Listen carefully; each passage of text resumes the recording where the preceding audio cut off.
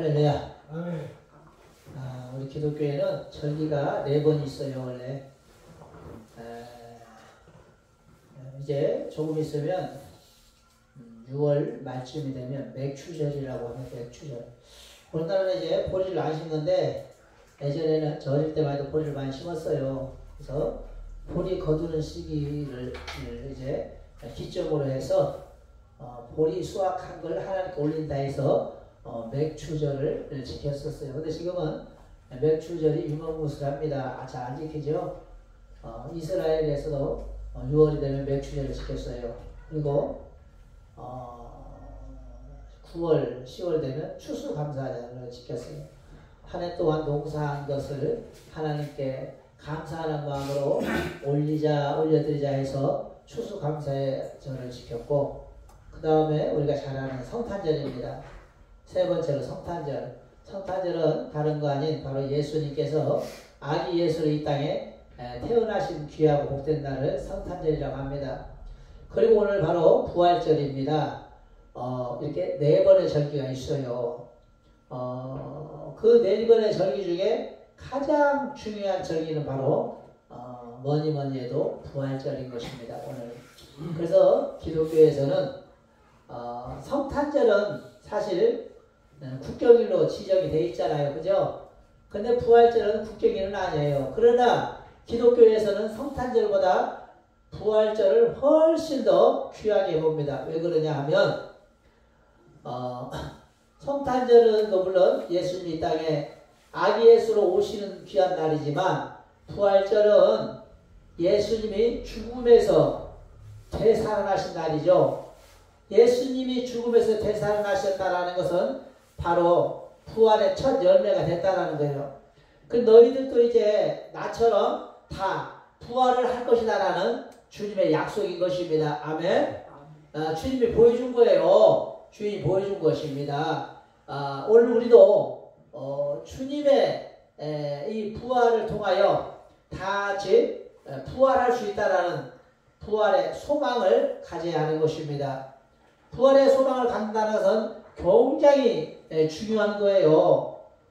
믿는 사람들도 부활의 소망이 없는 사람들은 죽으면 흙이 되고 재가 돼서 사라지는 것인데, 무슨 이미 재가 되고 흙이 되고 이런 먼지가 된 사람들이 어떻게 다시 원래대로 복원이 돼서 부활을 한단 말인가. 그럴 일은 있을 수 없을 거야 라고 생각하는 사람이 너무 많아요. 기독교인 중에서도. 안 믿는 사람은 말할 것도 없고. 아멘. 그런데 우리가 쉬운 예로 이 사과나무를 생각해 보세요. 사과나무는 어떻습니까? 우리가 쉬운 예로 사과나무를 보면 참 재밌는 게 있잖아요. 이 사과나무를 보면 뭐가 재밌느냐, 이렇게 사과 열매가 가을에 열리잖아요. 그죠? 사과 열매가 가을에 열리는데 이 열매를 따 먹어버린단 말이죠. 나무에서. 이런 나무가 이렇게 있으면 이렇게 가지에서 뚝 따서 먹어버리면 사과가 없어지잖아요. 이 나무에서. 그죠? 사과가 없어져요. 그런데 이듬해 가을에 보면 또 열려있어요. 그래야 그래요? 똑같이. 그래야 그래요? 분명히 따 먹어버렸는데 이 사과를. 그런데 또 열리더라는 거예요.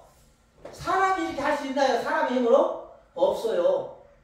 오직 하나님이 만든 거예요. 이렇게 하나님만. 기가 막히지 않아요? 분명히 여기서 따먹었어요. 이거 따먹었잖아요. 그래서 시장에도 팔리고 농산물 시장에도 가보면 이게 따서 이렇게 있고, 사과나무는 아무것도 이제 안 달려있잖아요. 지금 현재 가보면 그냥 허당이에요. 사과나무 그냥 허정이 나무만 이렇게 서 있어요. 근데 가을에 가보면 똑같은 사과가 어느새 또 달리더라는 겁니다. 아멘? 기가 막히잖아요. 그게 뭐냐? 이게 어떻게 다르냐 보니까 이래요. 원리는 사람이 이거 따먹잖아요. 그죠? 그래 뭐를 싸?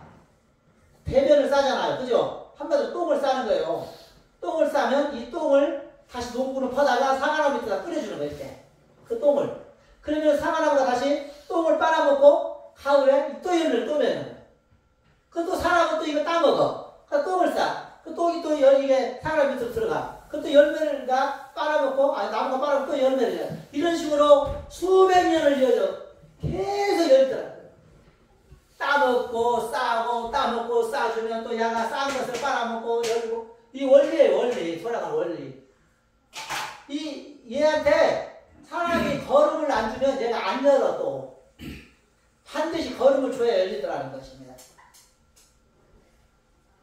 그러니까 우리가 생각했던 사과를 따먹었으니까 한 줌에 그냥 똥이 된 것이 어떻게 다시 사과가 되어지냐. 하지만 사과나무는 똥을 쫙 빨아서, 걸음을 빨아서 이듬해 아름다운 과일을 다시 만들어주잖아요. 이게 부활인 것입니다. 아멘? 보여주는 거예요. 예. 사과뿐만이 아니에요. 오늘 이제 오늘 부활절이라 계란을 무려 4판을 줬어요. 이제 4판을 어떻게 처치를 해야지 그것도 깎아봤는데, 계란도 보면 어때요? 우리가 계란도 닭을 가만히 살펴보면 닭이 저희 시골에도 예전에는 암탉을 키웠어요. 장닭을. 그러면은 닭이 좀 높은 선반에다 꼭 알을 낳아. 좋은 닭들은 그래요. 좀 부실한 닭들은 아무데나 놔버려요. 알을 그냥 어떤 구석지만 있으면 파고들어가서 나고 알을 못 찾아. 다음날 어디다 나는지를 몰라. 온 집안을 뒤져야 다시 찾을 수 있는 그런 닭이 있어요. 근데 좀 똑똑하고 좀 괜찮은 토종 닭들은 꼭 내가 나놓은 데다가 놔. 기장선이 그래 안 그래요? 이 파고리 하나 만들어주면 꼭 거기 올라가서 알을 낳단 말이죠. 그리고 닭을 낳고는 반드시 소리를 해. 알을 낳으면 꼬꼬닥꼬꼬꼬. 왜? 나 이제 알 낳았다 이거예요. 알 낳았다고. 그러면 그 닭이 이제 알을 주인 마음이에요. 주인이 병아리 새끼를 만들고 싶으면 알을 안 가져가. 그러면 어느 정도 알을 낳으면 얘네들이 알을 품어. 그래서 약 40일 이상 품으면 거기서 토란 병아리들이 삐약삐약 하면서 생겨나는 걸 볼 수 있어요. 분명 알인데 이 알이 물로 돼 있잖아요.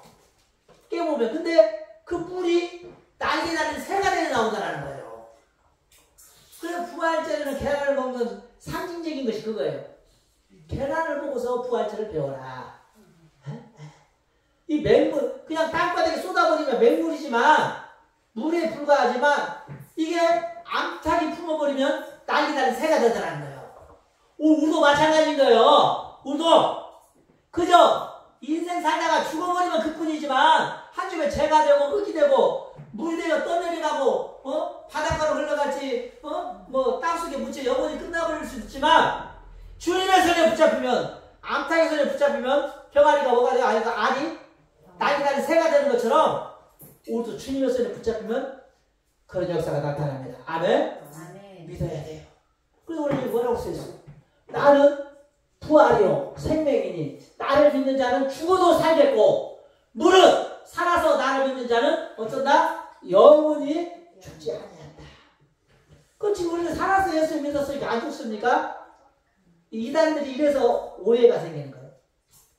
그래서 신천지에 이만희 씨는 안 죽는다고 그러잖아. 본인이 영생 불사한다고 그래요. 왜? 영원히 죽지 않는다고 하니까 그 이만희대로 그냥 성도들한테 가르치는 거예요. 나는 영원히 죽지 않아. 지금 90살이 다 됐는데 지금까지 안 죽긴 안 죽더만. 근데 그 사람 죽어요 안 죽어요? 결국은 죽어요.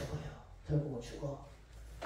통일교 교주 문성명이도 그랬어요. 영원히 안 죽는다고. 죽었잖아. 또 신앙촌에 박태선 씨도 그랬어요. 박태선 장로도 영원히 안 죽는다 했거든. 죽었어요. 이 안 죽는다라는 말이 그 말이 아니에요. 영혼이 안 죽는다. 영혼이 안 죽고 영원히 안 죽는데 영혼이 안 죽고. 뭐냐? 죽는다라는 것은 지옥에 떨어진다라는 걸 의미하는 거예요. 아멘? 우리가 산다 죽는다는 이 땅에서 생명이 끊어지냐 안 끊어지는 것을 말하는 게 아니라 내가 사망하냐 아니면 천국으로 내 영혼이 올라가냐 이 차이인 거예요. 이 사망으로 가는 사람은 죽어버리는 거예요. 그러나 영혼이 죽지 않는다는 것은 내 몸은 지금 한번 죽었지만 다시 되살아나서 오늘 뭐라고요? 부활해서 천국으로 가는 겁니다. 그럼 내가 살아난 거잖아요. 아주 그래서 우리는 우리 그리스도인들은 뭐라고 말하느냐? 죽었다고 하면 안 돼. 죽었다고 하면 안 돼. 어떤다고요? 죽었다고 하는 거 아니에요. 우리가 저희 아버지가 얼마 전에 돌아가셨는데 그냥 쉬운 말로 돌아가셨다고 하는데 원래는 죽었다고 하면 안 되고 잠들었다. 아멘? 잠들었다. 그러는 거예요. 왜? 그 표현이 맞아요. 어차피 주님이 이 세상에 다시 오시는 날 되살아날 것이기 때문에. 아멘? 아멘. 잠시 주님이 오실 동안은 자고 있는 거예요. 주님 오고 나면 눈 번쩍 뜨고 일어나서 나올 거라는 것입니다. 아멘? 아멘. 네, 성경에서도 보니까 뭐라고 말하느냐? 마태복음 27장 50절로 54절에 보니까 이런 말씀이 있어요. 김철희 사람이 읽을 수 있으려나 모르겠네요. 마태복음 27장 50절 54절.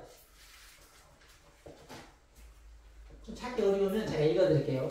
예수께서 다시 크게 소리 지르시고 영원히 떠나시다. 이에 성소이장이 위로부터 아래까지 찢어져 들이대고 땅이 진동하며 바위가 터지고 무덤들이 열리며 자던 성도들의 몸이 많이 일어나되 뭐라고요? 무덤이 열리고 자던 성도들, 그러니까 죽은 성도들이 아니에요. 아멘? 자던 성도들, 편안히 무덤에 누워서 잠자던 성도들의 몸이 되살아났다는 거예요. 여기서 죽었다고 하죠. 죽은 성도들이 아니라 잠자던 성도들이 많이 일어났다는 것입니다. 아멘? 이로 볼 때 우리는 예수님을 믿음으로 말미암아 죽음을 만나지 않고 죽었을지라도 자고 있다가 예수님이 부르는 그날이 되면 다시 되살아나서 예수님의 혼인잔치에 참여한 줄 믿으시기 바랍니다. 아멘? 아멘. 내가 먼지가 되고 흙이 되고 내 뼈가 다 상아져서 무덤을 파보면 어떤 사람들은 흙밖에 없잖아요. 그죠? 뼈 다 녹아버려가지고. 제가 사과 얘기했죠. 사과 먹었는데 똥 돼버렸잖아요. 근데 이 내가 먹고 싼 똥을 사과 밑에다 뿌려주면 사과가 그 똥을 빨아먹고 다시 똑같은 사과를 만들더라. 아멘? 그런 것처럼 우리가 예수님만 잘 붙잡고 있으면 내가 재가 됐던 흙이 됐던 물이 됐던 바다로 흘러가 버렸던 예수님은 다시 나를 똑같은 모습으로 만들어서 부활시킨 줄 믿습니다. 아멘?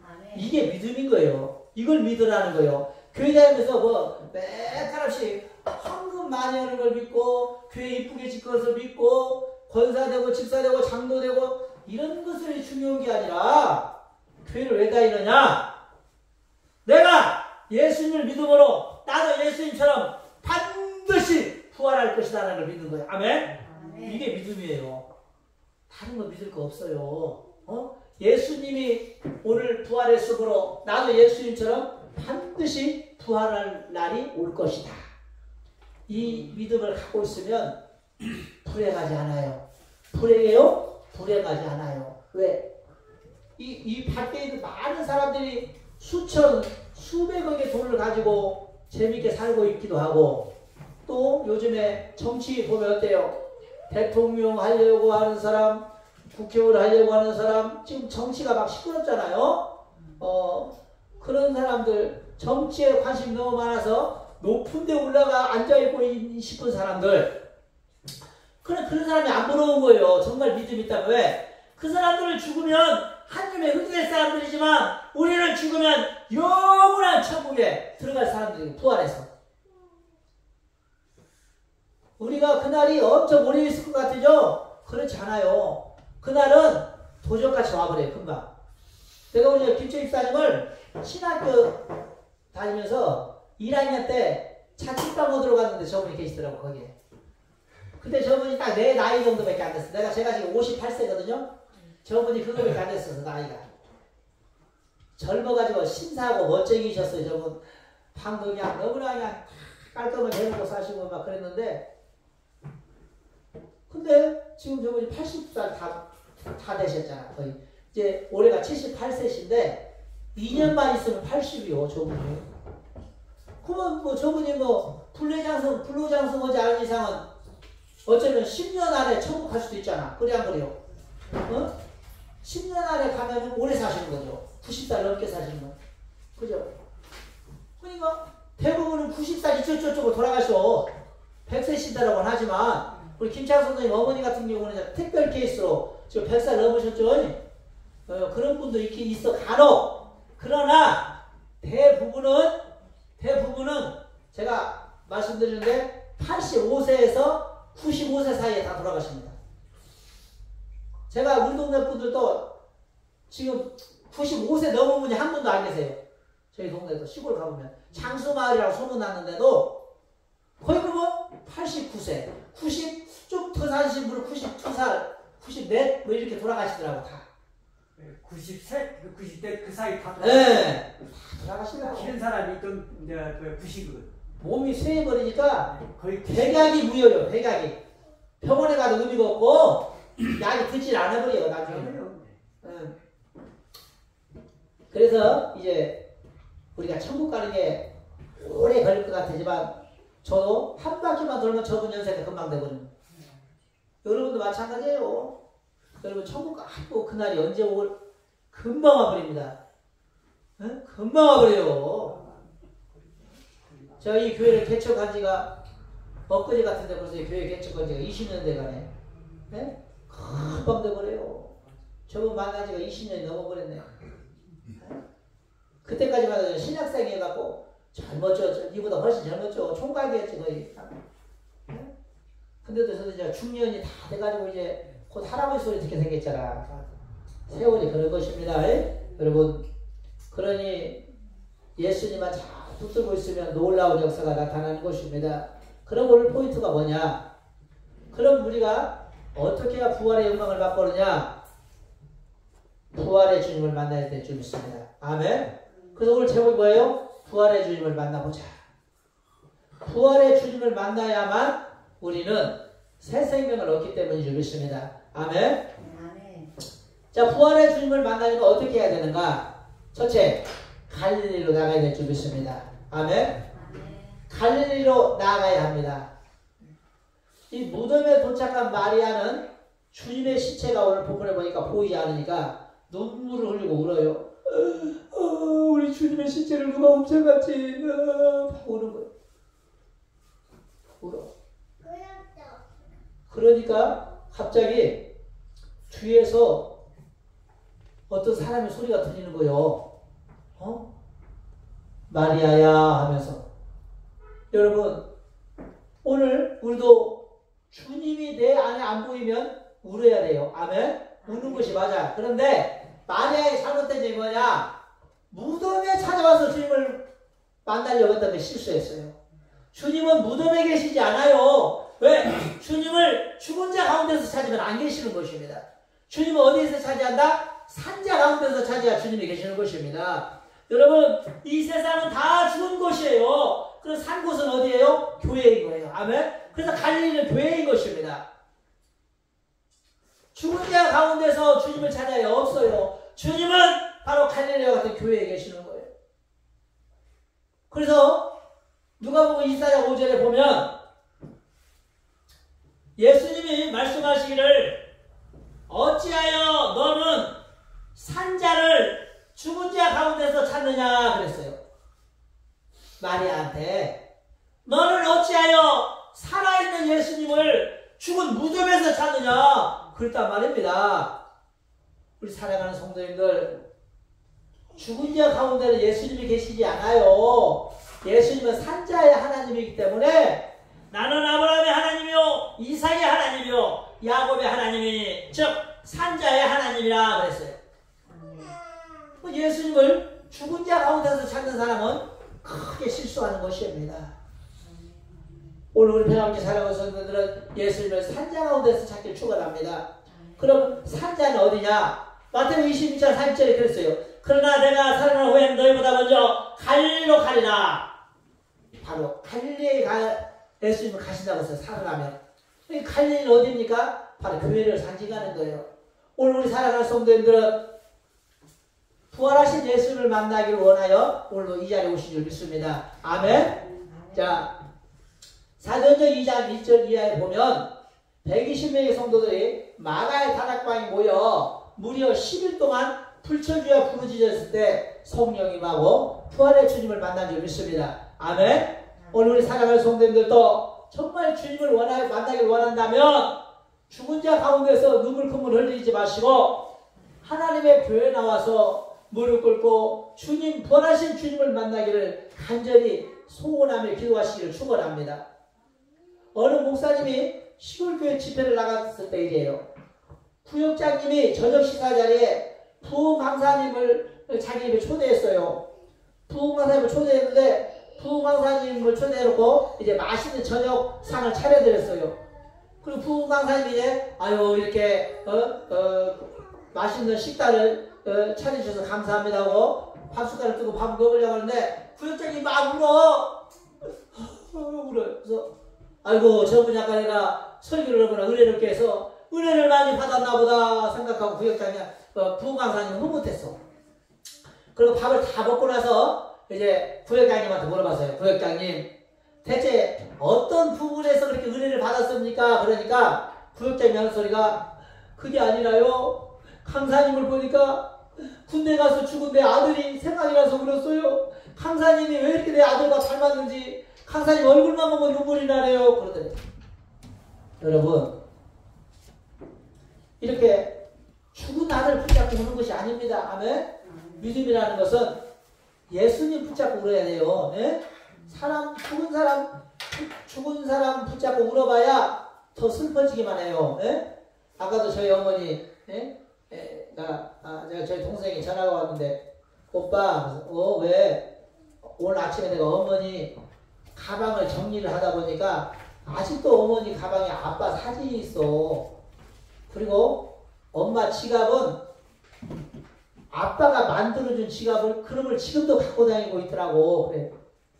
물론 사랑하는 남편 돌아가셨을지라도 유품을 잘 보관하고 관리하는 건 좋은데 아직도 돌아가신 분을 못 지고 잊지 못하고 눈물 콧물 흘리며 저녁마다 흐느끼는 것은 좋은 모습이 아닌 거예요. 아멘. 우리는 예수님을 붙잡고 밤마다 울어야 돼요. 아멘. 할 수가 있으면 교회에 나와서 우는 것은 더 축복인 줄 믿습니다. 네. 그래서 오늘 우리 사랑하는 성도님들은 부활의 주님을 만나길 원하신다면 세상 사람 붙잡고 하소연하지 마시고 하나님 앞에 나와 무릎 꿇고 주님 앞에 하소연함으로 말미암아 부활의 주님을 만나는 놀라운 축복의 주인공이 되어주시기를 축원합니다. 아멘. 자, 두 번째로 부활의 주님을 만나려면 말씀의 떡을 먹어야 돼요. 아멘. 말씀. 이 마리아는 부활하신 예수님께서 그의 뒤에 오셔서 서신 것을 보고 있었으나 예수님인 줄 알지 못하고 한낱 동산직인 줄로 착각하는 안타까운 것을 볼 수 있어요. 오늘 보니까 15절에 보면 그러잖아요. 예수께서 가라사대 여자여 어찌하여 울며 누구를 찾느냐. 예수님 바로 뒤에서 그러는데 마리아가 하는 소리가, 마리아는 그가 동산직인 줄 알고, 이 동산직이란 뭐냐면 무덤 관리인을 말하는 거예요. 지금도 저 마무리 같은데, 서울 마무리 묘소 이런 데 가보면 그 공동묘지 촌이거든요. 그가 온 산이 공동묘지에 마무리 가보면 서울 그 마무리 그를 관리하는 관리소가 있어요. 이 관리소 직원인 줄 알까 이거예요. 마리아는 한마디로 말해 예수님인 줄 모르고. 그러니까 뭐라고 말하냐면 누구를 찾느냐 그러니까 마리아가 그가 동산직인 줄로 알고 가로되 주여 당신이 내 예수님을 어디로 시체를 가져갔으면 내게 좀 알려달라는 거예요. 알려달라. 예수님이 답답해 안 답답해? 야, 내가 이미 살아나서 네 뒤에 와 서 있는데 왜 너는 나를 알아보지 못하니? 답답한 거예요. 답답한 거예요. 오늘 우리도 마찬가지인 것입니다. 부활의 주님이 옆에 있는데도 주님을 알아보지 못하고 주님을 부르지 못하는 사람들이 얼마나 많은지 몰라요. 그럼 왜 그러느냐? 말씀이 부족해서 그럽니다. 아멘? 말씀이 우리 안에 부족해서 그래요. 말씀이 부족해서 그래요. 누가복음 24장 16절을 보면 예루살렘에서 두 사람이 이제 예수님이 십자가에 달려 돌아가셔 버리니까 너무 실망한 거예요. 저분이 우리를 로마의 속박에서 구해줄 왕이라고 생각했는데 저렇게 험악한 십자가에 달려 죽어버렸다니. 그러면서 친구여, 우리는 고향으로 돌아가서 농사나 짓고 살세. 희망이 사라졌네. 그러면서 두 친구가 이제 그래 시골로 가버리세. 그리고 이제 개나리 모찌를 치고 예루살렘의 모든 도시를 삶을 청산하고 이제 시골로 가는 거야. 둘이 친구가 가고 있는데 예수님이 보셨어. 예수님이 하시는 말씀이 지금 너희들은 둘이서 무슨 얘기를 그렇게 하고 있니? 그러니까 이 사람들도 예수님이 누군지를 몰라. 옆에 와 있는데 그러니까 우리 마음이 지금 아파서 그냥 고향으로 돌아가고 있어. 아니 무엇이 그렇게 마음이 아프단 말이오? 그러니까 당신은 대체 어디 사람이야? 며칠 전에 예루살렘에서 있었던 큰 사건을 아직도 당신은 몰라? 모르겠어. 예수님 시침이 뚝 떼고 말했어. 나 모르겠는데. 그러니까 그 친구가 하는 소리야. 이 사람아, 예루살렘에서 예수라는 분이, 그 의로운 분이 우리 나라를 구원하고 우리 로마의 통치에서 구해줄 줄 알았는데 그분이 험하게 죽어버렸잖아. 그래서 우리가 실망해서 지금 시골로 가는 거잖아. 그러니까 예수님이 계속 그 사람을 따라가는 거야. 그 예수님이 이제 먼저 얘기를 하는 거잖아. 예수님 이런 얘기 전혀 하다 보면 이 양반이 은혜가 되네. 이 얘기를 듣다 보니까 은혜가 돼. 이 양반이. 그러니까 이 사람들이 여관방을 얻어갖고 같이 자자는 거야. 우리 여관방으로 가서 저녁에 이 얘기를 좀 하자는 거야. 예수님인 줄도 모르고. 그 예수님이 시비 툭 떼고 방으로 들어가서 같이. 방으로 들어갔는데 예수님이 이제 거기에서 식사가 나오니까 떡을 딱 하나 떼어서 제자들한테 줬어요. 먹으라. 그 사람들이 떡을 딱 하나 예수님 준 걸 먹고 나서 보니까 눈이 밝아져 버렸네. 떡을 먹자마자 눈이 밝아지고요. 그때 다 번쩍 뜬 거예요. 이분이 예수님이었구나. 그리고 예수님을 딱 정신 차리고 보니까 없어져 버렸네. 정신 탁 차리고 나니까 그때 알았어. 이제까지 우리에게 말씀을 풀어주고 우리와 대화하신 분이 부활하신 예수님이었구나. 무엇을 보고 알았어요? 말씀의 떡을 딱 먹고 나니까 눈이 번쩍 뜨이더라는 거예요. 아멘? 네. 말씀의 떡을 딱 먹고 나니까 정신 차린 거예요. 정신 차린 거예요. 누가복음 24장 16절로 우리 김하나 사모님 읽어봐요.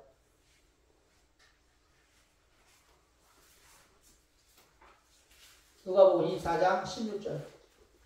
빨리빨리 찾아요. 시간이 없습니다.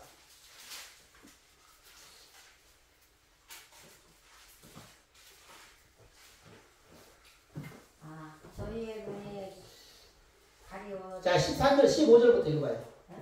12절, 5절부터. 12절부터. 15절. 저희가 서로 이야기하여 논의할 때 예수께서 가까이 이르러 동행. 보세요. 예수께서 가까이 이르러 동행하시나 저희의 눈이 가리워져서 예수님인 줄 알아보지 못하거늘 예수께서 이르시되 너희가 길 가면서 서로 주고받는 이야기가 무엇이냐 하시니 두 사람이 슬픈 빛을 띠고 머물러 서더라. 그러면서 이제 25절 미련하고 선지자들의 말하는 모든 것을 마음에 더디 믿는 자들이여 그리스도가 이런 고난을 받고 자기 영광에 들어가야 할 것이 아니냐 하시고 그러면 36절에 28절에 저희 가는 촌에 가까이 가매 예수는 더 가려하지 하는 것 같이 아니하신 저희가 갖고 나여 가로되 우리와 함께 유하사이다 때가 저물어 가고 날이 이미 기울었나이다 하니 이에 저희와 함께 유하로 들어가시니 저희와 함께 음식 잡수실 때 떡을 가시다 축사하시고 떼어 저희에게 주심에 31절 들어보세요. 저희 눈이 밝아져 그인 줄 알아보더니 다시 말하면 그가 누구예요? 예수님인 줄 알아보더니 예수는 저에게 보이지 아니하더라. 아멘.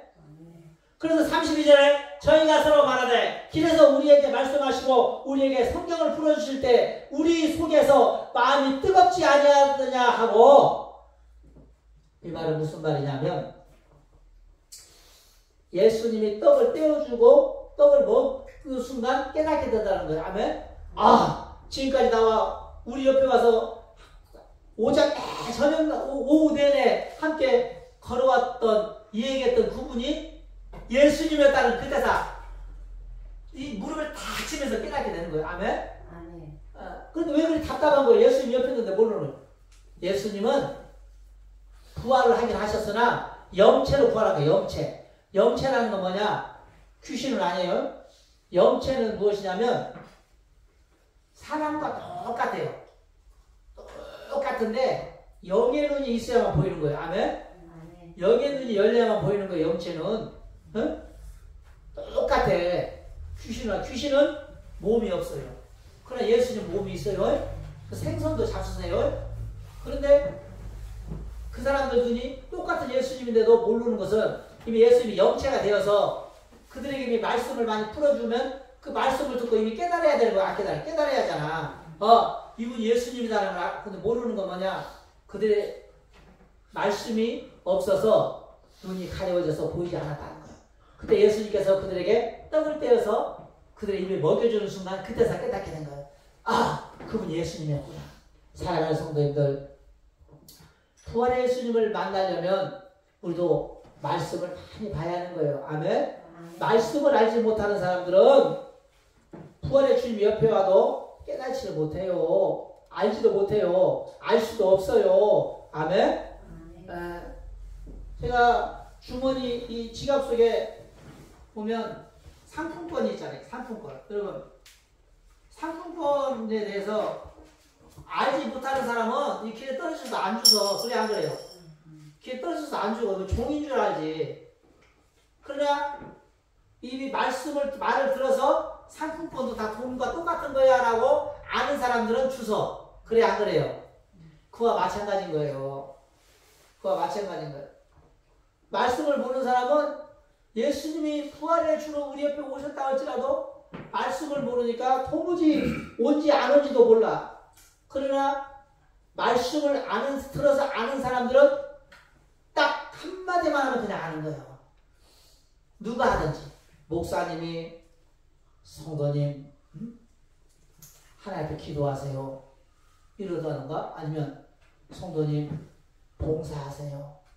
이런 말씀들이 그냥 사람의 소리를 안 들릴 때가 있어요. 갑자기 저 소리 예수님의 소리다. 그래, 예수님이 지금 저 사람을 통해서 되게 봉사하라고 하는구나. 깨닫게 돼요. 저도 신학을 왜 했냐? 담임 목사님이 갑자기 그러는 거예요. 양집사, 얘 신학에서 목사가 돼야 될 것 같아. 기도해보니까 그래. 그래서 제가 정신이 번쩍 났어요. 이거는 하나님이 하시는 말씀이구나. 사람의 소리가 아니구나. 그래서 저도 신학을 하게 된 거예요. 아멘? 여러분도 근데 사람의 소리를 들어버리면 목사님, 내가 지금 먹고 살기 힘든데 뭐 목사를 하라고요? 아니다, 그딴 건 안 해요.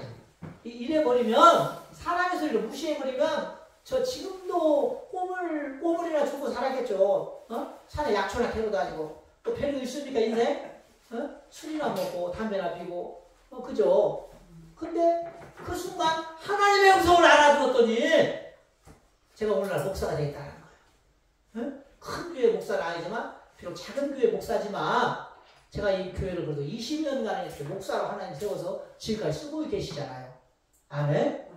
그러므로 사랑하는 성도님들, 부활의 주님을 만나기 원하신다면 먼저 첫째로 뭐예요? 갈릴리와 같은 교회로 나와 주님 앞에 부르시는 믿음의 성도가 되길 축원합니다. 아멘? 부활의 주님을 만나기 원하신다면 하나님의 말씀을 통하여 깨닫는 역사 있기를 축원합니다. 아멘? 기도하시겠습니다. 참 좋으신 하나님 감사합니다. 오늘 부활절을 통하여 하나님 저희들 부활의 주님을 만나기를 원합니다. 마리아가 주님을 만났던 것처럼 우리도 부활의 주님을 만나기를 원합니다. 하나님 그러려면 아버지 갈릴리와 같은 교회 나와 부르짖는 믿음이 있어야 할 줄 믿습니다. 하나님의 말씀을 소홀히 하지 않고 하나님 기도하며 들으며 그 말씀을 따라 살아갈 수 있는 믿음의 성도들이 되게 하여 주옵소서. 오늘도 귀한 말씀 하나님 가심을 감사드리며 예수님 이름으로 기도합니다. 아멘. 헌금연으로 양기현 농구님 수고해 주시겠습니다. 찬송가 150장입니다.